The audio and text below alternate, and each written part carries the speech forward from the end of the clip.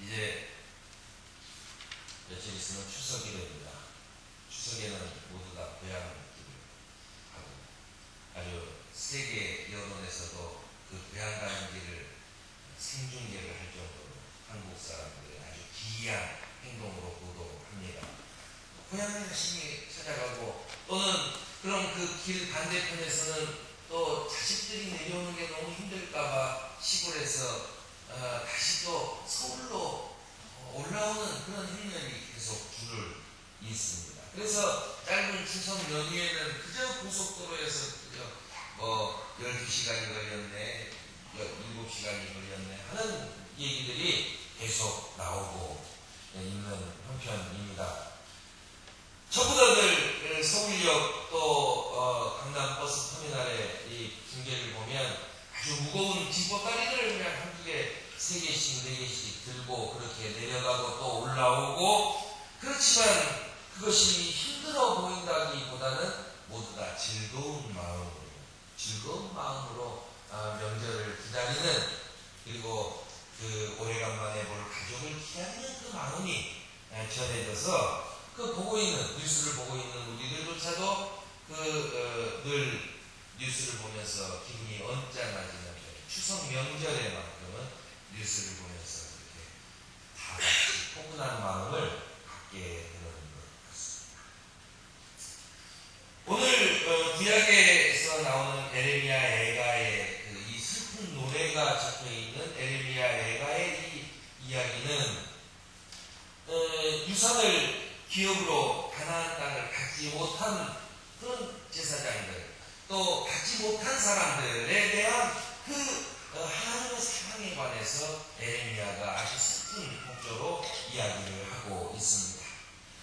하나님이 몸소 돌보신다는 것입니다. 그것은 내가 유산을 기업으로 받았든 받지 못했든 24절에 보면 주님은 내가 가진 모든 것이고 그 주님이 나의 희망이라고 하는 그 사실을 분명히 밝히면서 자신이 언젠가는 주님께서 나에게 맡겨주신 그 기업, 나에게 상속해 주실 그 유산을 내가 받을 때까지 오래 참고 견디어낸다는 것이 26절에 참고 주님께서 구원하여 주시기를 참고 기다리는 것이 좋다라고 하는 이야기로 결론을 맺고 있는 것입니다.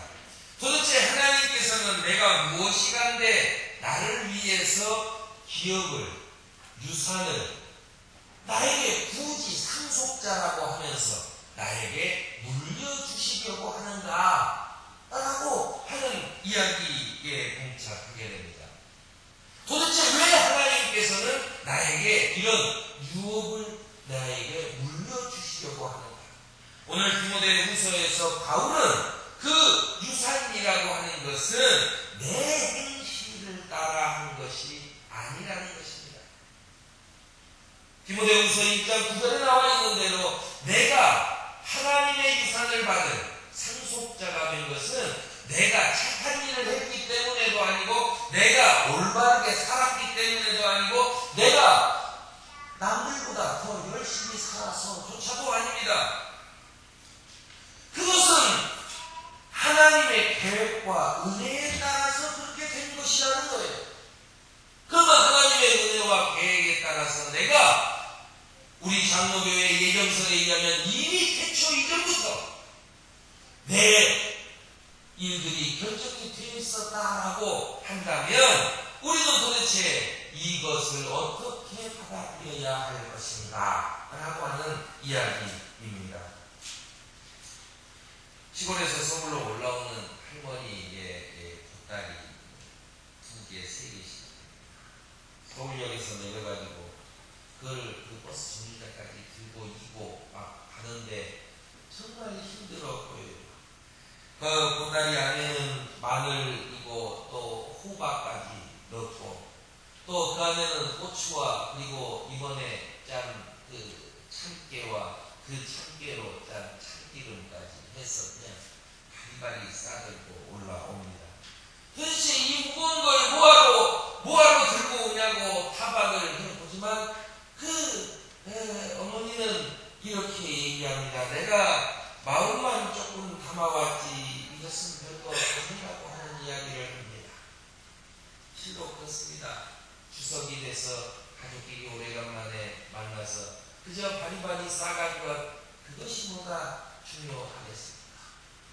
큰아들은 10만원어치를 해오고 둘째 아들은 15만원어치를 해오고 셋째 아들은 7만원어치를 해왔으니까 밥을 그만큼 적게 주는 것도 아닙니다. 그저 얼마나치를 해왔습니다. 그 어머니를, 부모님을 생각하면서 왔던 그 마음, 서로의 그 마음이 전해지기 때문에 아름다운 것이지, 이번에 내가 돈을 이만큼 썼어, 그만큼 쓴 만큼 아름답고 즐거운 일이야 라고 한다면 명절이 얼마나 즐겁지 않겠어요? 명절이 얼마나 괴롭겠어요? 하지만 그저 내가 정말로 아무것도 준비하지 못했어요. 그저 슬쩍 가서 제사나 끝난 다음에 얼굴이라도 한번 보고 와야지 하고 간 자녀에게도 그 마음이, 부모님을 보고 싶어 하는 그 마음이 서로 전해져서 따뜻해지는 그런 명절입니다. 오늘 본문서에 이 마르다는 유대민족이 예수 그리스도를 어떻게 봐야 하는지에 대한 이야기가 나와 있습니다. 예수님은 여기에서 바로 내가 누구인가를 우리에게 밝히고 있습니다. 그래서 바로 요한복음 11장 25절과 26절에 있는 나는 부활이요 생명이니 나를 믿는 사람은 죽어도 살고 살아서 나를 믿는 사람은 영원히 죽지 아니할 것이다 라고 하는 것입니다. 그것은 예수님의 일이에요. 그 사람을 믿으면 살고 믿지 않으면 죽는다라고 하는 이 이야기입니다. 그리고 우리에게 묻습니다. 네가 이것을 믿느냐 라고 하는 겁니다. 마르다는 여기에 대한 대답으로 주님은 세상에 오실 그리스도이시며 하나님의 아들이라고 하는 사실을 분명히 밝히는 것입니다. 바로 예수님이 그 무릎을 주시면 사람들은 어떻게 응답해야 되는지를 여기에서 가르쳐 주시는 것입니다. 도대체 왜 하나님은 우리를 위하여 그렇게 은혜로운 것을 마련해 놓아 주셨을까?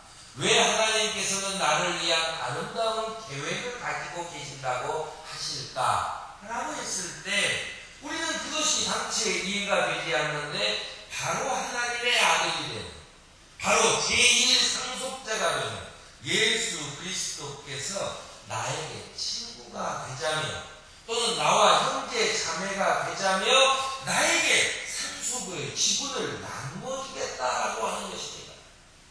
그것은 왜?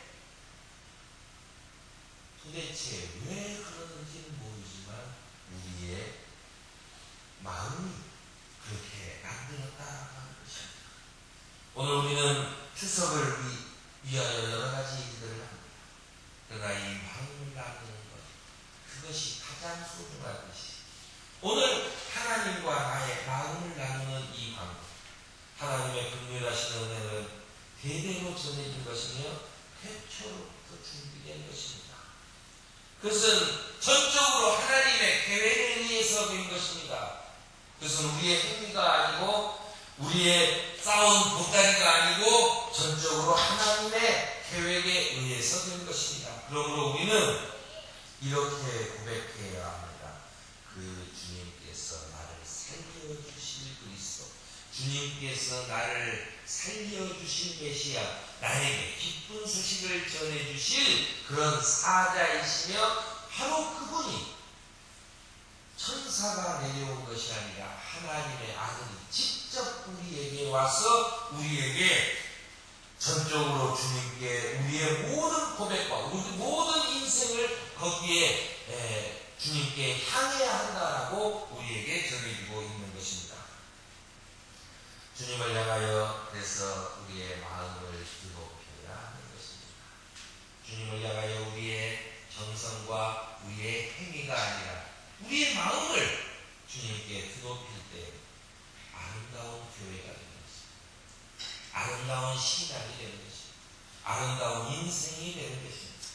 나는 사랑하는 여러분, 주님 주신 이 말씀을 누리면서 그렇게 명절을 지내시기 바랍니다.